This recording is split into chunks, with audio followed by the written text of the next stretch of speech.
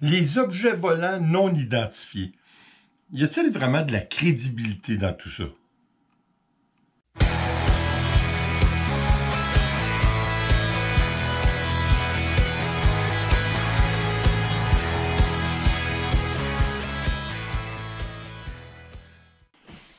Vous savez, je crois qu'en finale, oui, il y a des chances que cela existe. Par contre, faut confondre, hein? Faut pas, c'est-à-dire, faut pas confondre. Je crois personnellement, bon, notre groupe qui va embarquer. Ah ouais, embarque, où est-ce qu'il était? Je crois qu'il faut pas confondre whisky avec un bébé. Non, non, c'est un bébé, hein? Oui, c'est un beau bébé. Regarde, il est beau, beau le bébé, hein? Oui. Il est fin aussi. Ah oui, il est fin. C'est fin, cet enfant-là. Oh, petite crotte dans l'œil. Bon. Hein? Ça, c'était pas un extraterrestre. Faut pas confondre OVNI et de la vie sur d'autres planètes. Je crois sincèrement, presque à 100%, que mathématiquement, c'est presque impossible que sur l'univers, il n'y ait pas de la vie. Par contre, ça ne veut pas dire de la vie intelligente. Ça reste de la vie extraterrestre. Hein, que ce n'est pas de la vie qui vient de sur notre planète. Alors, je crois sincèrement que oui, et il y a possibilité. En fait, comme on dit, mathématiquement, l'univers est tellement vaste, c'est à l'infini, en fin de compte, que c'est presque impossible, mathématiquement, qu'il n'y ait pas vie sur d'autres planètes. Encore là, ça peut être sous toutes sortes de formes. Ça peut être simplement de la matière, ça peut être, vous savez, on se comprend, là, ça peut être vraiment minime, mais reste que de la vie, c'est de la vie. Alors, c'est-il possible? Oui. Pour ce qui est des ovnis, je crois que il y a quand même toujours possibilité. Mathématiquement, ça s'amoindrit. Hein, les possibilités sont moins grandes. Mais écoutez, j'avais dit déjà que je ne voulais pas parler, ou je voulais éviter le sujet de politique, ainsi que de religion.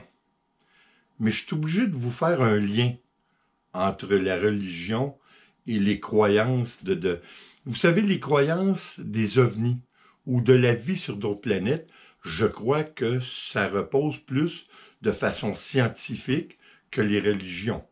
De toute façon, une religion, pour moi, c'est créé par l'homme, et à la base, une religion, peut-être à défaut du bouddhisme, c'est oppressant. Hein? Toute religion est oppressante. Mais l'un n'empêche pas l'autre. Ce que je veux dire par ça, vous pouvez croire en la vie extraterrestre, mais ne pas croire en un être suprême comme Dieu. Les deux ne font pas de sens. On ne peut pas comparer les deux, là. Pour moi, c'est des pommes et des oranges. C'est complètement différent. Alors, par rapport à ça, écoutez, j'ai vécu une expérience dans les années 70. J'étais très jeune. J'avais peut-être à l'époque 10 ou 11 ans. Là où j'habite présentement, c'était notre chalet qui était dans le nord. Et puis on était venu avec ma tante André qui était la sœur de ma mère, la sœur la plus jeune, et son mari Jean-Claude. On était venu ici, puis vous savez, c'est peut-être un phénomène qui s'explique. Par contre, on n'a jamais eu de réponse à ce qui est arrivé.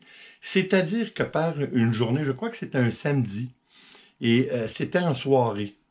Mais c'était pas encore, vous savez, c'était pas tout à fait complètement noir encore. C'était vraiment au coucher du soleil. Tout à coup, une boule de feu, carrément. Écoutez, on peut pas dire là qu'on l'a, c'est notre imaginaire. On était les 5 à l'avoir très très bien vu. Assez que ça nous a fait peur parce que on se demandait, est-ce que c'est une bombe? Est-ce que c'est un météorite qui va s'écraser puis qui va avoir des conséquences désastreuses à ça? On ne savait vraiment pas. C'est vraiment, en avant de la maison, c'était des grandes fenêtres et puis on s'est couché carrément à terre au cas où il y ait une certaine explosion ou quoi que ce soit. C'est vraiment une boule de feu qui est passée, je vous dirais, de l'ouest en est, en descendant comme pour aller s'écraser. Ce qui est le plus étrange dans ça, c'est que c'était dur de déterminer la distance par rapport où on était, mais c'était vraiment gros, c'était vraiment clair. Et puis, il n'y a pas eu d'explosion. Mais c'est clair que ce qu'on a vu, l'angle était assez abrupt, que clairement, il y a eu un écrasement. Je ne sais pas de quoi, c'était un météorite, mais si c'est un météorite, comment se fait-il qu'il n'y a pas eu de bruit? C'était vraiment étrange. Ça a été un événement qui fut vraiment marquant. On a tous été marqués par cet événement. Le lendemain, mon père ainsi que mon oncle Jean-Claude ont appelé un peu partout au poste de radio local et un peu partout voir si quelqu'un avait observé le phénomène. On n'a jamais eu de nouvelles. Ça n'a jamais été à la radio ou à la télévision comme de quoi qu'il y avait un météorite. Écoutez, c'était quand même assez gros. On pouvait quand même voir que l'objet était quand même assez gros. Puis c'était vraiment, je vous dirais, troublant. Puis même, on va aller jusqu'au point de dire épeurant. Vous savez, quand on parle de vie extraterrestre ou de secours volante, c'est facile de dire « Ah oui, c'est ça », mais imaginez-vous seulement s'il y aurait des cas de confirmés, la peur que ça l'engendrait dans la population, ça serait vraiment épouvantable. Ça serait quelque chose, vous savez, on rigole, là, mais il y a plusieurs cas qui nous laissent sceptiques, par contre. Il y a des cas qui restent non expliqués de phénomènes très étranges. Est-ce que ces phénomènes sont causés plutôt que par des voyageurs extraterrestres? Est-ce que c'est causé par de l'intelligence plus avancée, mais qui vit parmi nous ici?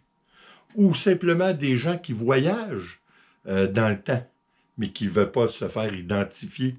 Alors, c'est pour cette raison qu'il n'y a pas eu de contact, ou très peu.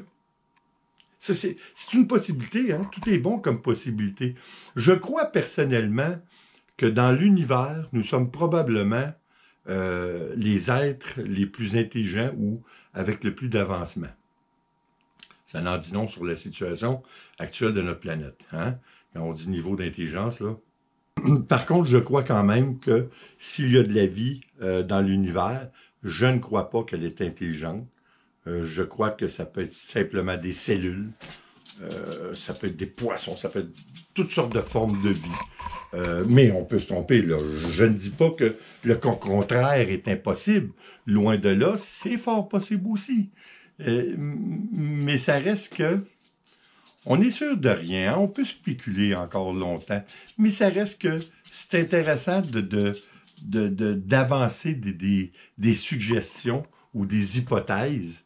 Tous ces événements qui ont été observés viennent de nous ou de voyageurs, comme on dit, de voyageurs qui traversent les périodes et les époques. Pourquoi pas? J'avais 18 ans, j'ai pris des cours d'agent d'immeuble, de courtier en immobilier. Une consoeur qui était dans le même cours que moi pour être agent d'immeuble, son mari donnait des conférences. C'était un petit peu à la tendance, je dirais, raélienne. C'est-à-dire que lui, ce qu'il suggérait, c'était que des extraterrestres étaient venus ici et sur chaque continent avaient fait des expériences en partant de leur ADN, ce qui donnait les différentes races ou différentes couleurs, dont les noirs en Afrique, dans les pays asiatiques, les jaunes, etc., etc. Alors, c'était une option que plusieurs adhéraient. Ça, c'est clair. Puis encore aujourd'hui, il y en a plusieurs qui adhèrent à cette option-là. Personnellement, je n'y crois pas tellement. Je crois que on a une diversité au niveau de l'être humain au même titre qu'il y a différents poissons. Ça reste des poissons, mais il y en a qui ont plusieurs différences ou sensiblement des similitudes. Alors, je crois plutôt que ça va dans ce sens. Mais ça reste quand même des questions qu'on peut se poser. Encore une fois, tout est possible. Rien n'est impossible, mais ça reste qu'on peut se poser la question. Je vais vous raconter une anecdote. J'ai joué sur le phénomène lorsque j'étais jeune avec mon cousin. S'il voit ça, mon cousin, c'est soit qu'il va rire ou il va vouloir me foutre une raclée. Écoutez, j'avais peut-être, je vous dirais 13 ou 14 ans. Mon cousin était 2 ans plus jeune que moi environ. Il n'était pas habitué de sortir de chez lui.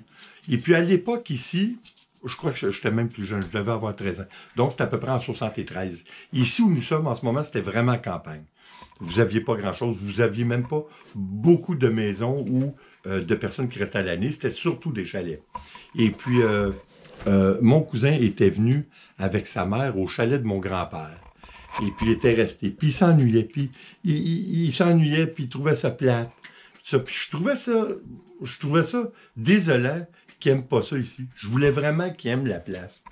Alors, je me suis dit, on va lui monter un petit bateau. C'est épouvantable d'avoir fait ça. Je comprends pas encore pourquoi il me parle aujourd'hui. Alors, on était dans... Mon grand-père avait comme le chalet de mon grand-père, qui est pas tellement loin d'ici, avait une véranda qu'on appelle. Et puis, on était dans la véranda, et puis là, je commence à pleurer, à faire semblant de pleurer. Puis mon cousin, il me demande, il dit, ben voyons, Michel, qu'est-ce qu'il y a? C'est quoi? Qu'est-ce qui se passe? Ben, je peux pas te le dire. Mais il me dit, pourquoi, qu'est-ce qui arrive? Pourquoi tu peux pas me le dire?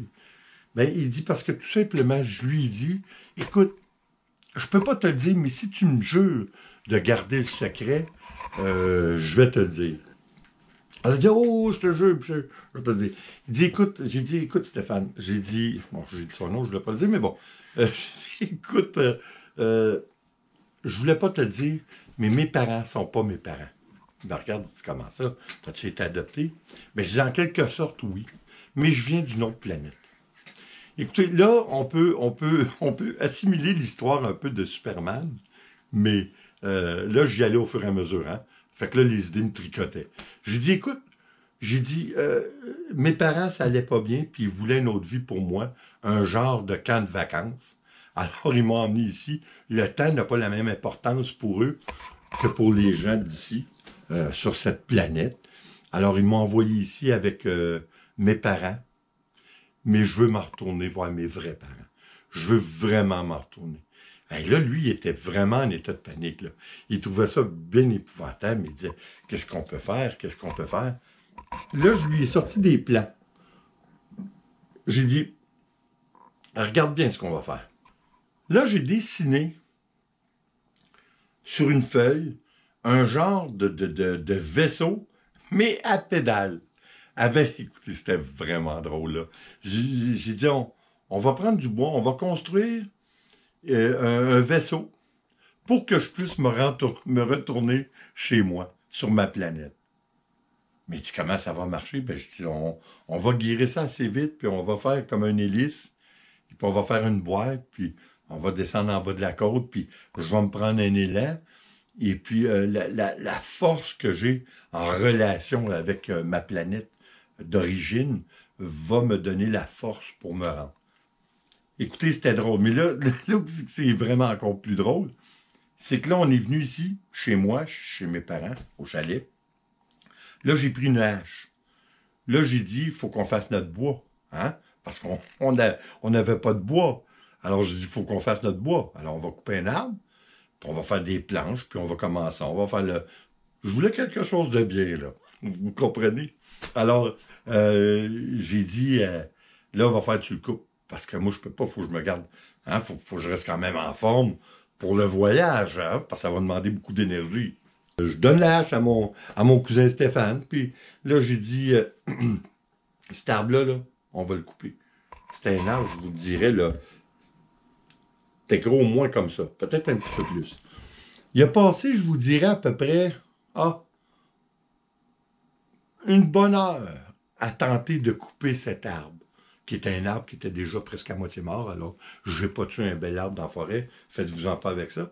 Alors, il a pris, je crois que c'était énorme. Alors, il a pris un an. Écoutez, là, à un moment donné, je lui ai dit la vérité, là, je pouvais plus. Là tout ça, là, ça s'est étiré sur une après-midi complète. Alors, quand je lui ai dit, mais je me rappellerai toujours, son visage m'avait dit, t'es pas sérieux, tu m'as pas fait ça. Ben là, regarde, tu trouvais ça plate, là. Tu trouves ça plate, là? Là. Après un moment, là, qui a été sorti de son...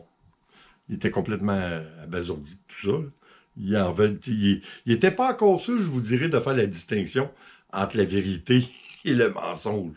Il était vraiment pas sûr. Il me regardait, puis c'était comme vide, là. Hein, il y avait un examen qui se faisait entre les deux oreilles. Écoutez, c'était vraiment une drôle de journée. Mais mon cousin aussi s'en rappelle. Il s'en rappellera toute sa vie, je crois. Mais en final, je suis sûr qu'il a trouvé ça plutôt rigolo, là, puis on a toujours bien ri avec ça. Mais c'était toute une histoire, hein? Petit vlog fini. J'espère que ça vous a intéressé parce que j'ai toujours... Vous savez, quand j'étais jeune, on avait des journaux, vous savez, des journaux à potins. Mais à toutes les semaines, il nous sortait des histoires d'observer, quelqu'un qui avait observé des extraterrestres, puis ça. Je conservais tout. J'étais vraiment un fan des possibilités. Je crois que c'est de là que j'ai développé aussi mon imagination. Ça l'a pas fait de tort. C'est bon tout ça. On n'avait pas de toute façon, on n'avait pas de jeux vidéo tout ça. Alors moi, c'était ma source d'inspiration pour l'imaginaire. Hein. C'était pas mauvais. Mais de l'imaginaire à la réalité, je crois qu'on le saura peut-être jamais. Encore une fois, je crois aux possibilités qui sont plus grandes que les observations qu'il y a eu de venus, tout ça, viennent plus de l'intérieur. Mais bon, ça reste à voir. Peut-être un jour, nous le saurons, si on ne se détruit pas totalement avant, ce qui est aussi une possibilité, malheureusement. Hein? Alors, écoutez, là-dessus, merci d'être là. J'espère que ça vous a intéressé. Et comme toujours, s'il vous plaît, abonnez-vous, laissez un commentaire et partagez. C'est toujours apprécié. En mon nom, Nicole et notre grosse patate whisky, je vous attends à vous pour se revoir au prochain vidéo.